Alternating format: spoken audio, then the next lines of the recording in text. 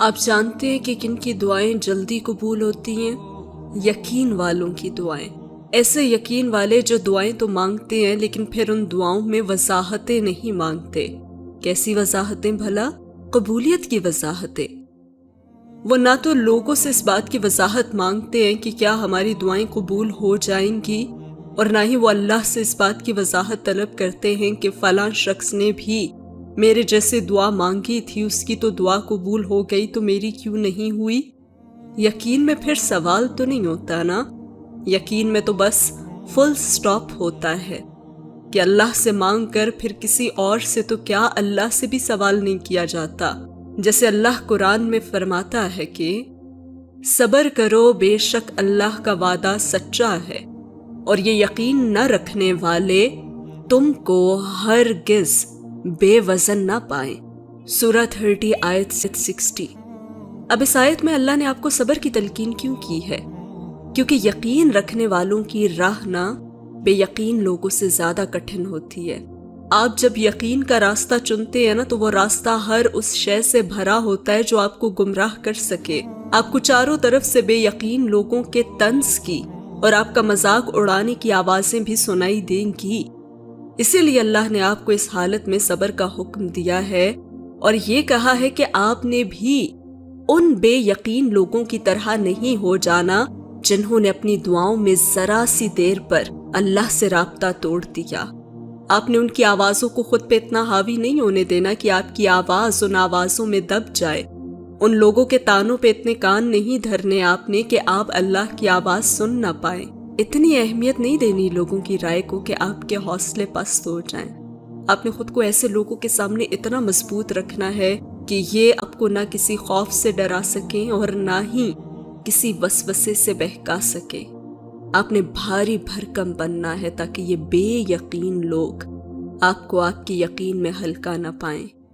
آپ کو اتنا پختہ یقین رکھنا ہے اللہ پہ کہ ایسے لوگ آپ کی یقین کو دیکھ کر ہی ہار مان جائیں۔ دعاؤں میں سارا کھیل تو یقین کا ہی ہے، جیسے اللہ فرماتا ہے اور زمین میں نشانیاں ہیں یقین کرنے والوں کے لیے، اور خود تمہارے اندر بھی، تو کیا تم نہیں دیکھتے؟ سورہ 51 آیت 21۔ ہم چھپی ہوئی نشانیوں کو ڈھونڈتے ہیں اور کھلی نشانیوں کو دیکھتے ہی نہیں۔ آپ روز دن میں کتنی ایسی نشانیاں اگنور کر دیتے ہیں جو آپ کے لیے اللہ کی طرف سے اشارہ بن کر آتی ہیں۔ سب سے پہلی نشانی سورج کا نکلنا ہے۔ دیکھیں کیسے اللہ ایک لمبے گھپ اندھیرے کے بعد روشنی کی تیز کرن کو مشرق سے ابھارتا ہے اور پھر اسے ایک خاص جگہ پر رکھ دیتا ہے جو کئی میلوں دور سے اپنی روشنی ہم تک پہنچ جاتی ہے اور پوری کائنات کو جھٹ سے روشن کر دیتی ہے۔ کیا آپ نے کبھی اس کرن کو دیکھ کر یہ نہیں سوچا کہ یہ کرشمہ کیسے ہو گیا؟ یہ اللہ کی نشانیوں میں سے ایک نشانی نہیں تو پھر اور کیا ہے؟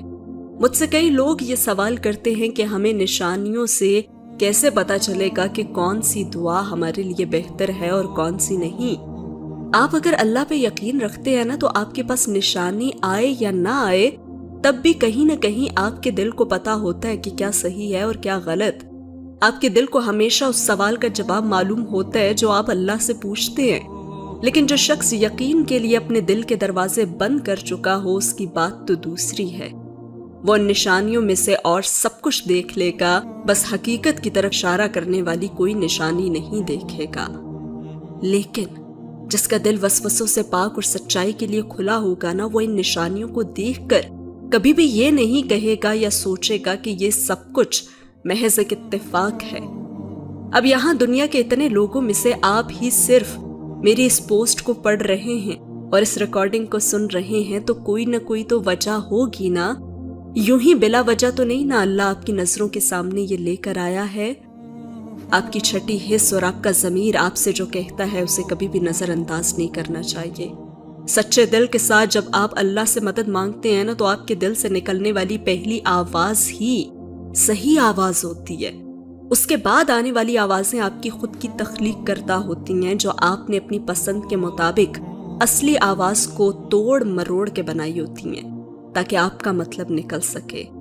تو بس یقین رکھیں اپنی گٹ فیلنگ پہ اور اللہ پہ، اور یاد رکھیں کہ ایمان رکھنے سے دشواریاں کم نہیں ہوتی بلکہ بڑھتی ہیں، کیونکہ اب اس دنیا میں اب بہت کم ایمان والے ہیں، اس لیے آپ کا سامنا جو ہے نا وہ زیادہ تر کمزور لوگوں سے ہوگا جو آپ کو بھی مضبوط دیکھنا کبھی پسند نہیں کریں گے۔